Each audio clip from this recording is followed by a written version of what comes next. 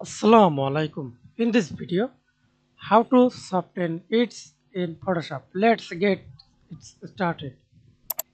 First of all, click the selection tool. I already selected to this object and flow refine edges. Mouse follow, follow this result. Click soft or soft all. Simply click smooth. Contrast. That's it. Layer mask. Click OK. Thanks for watching video.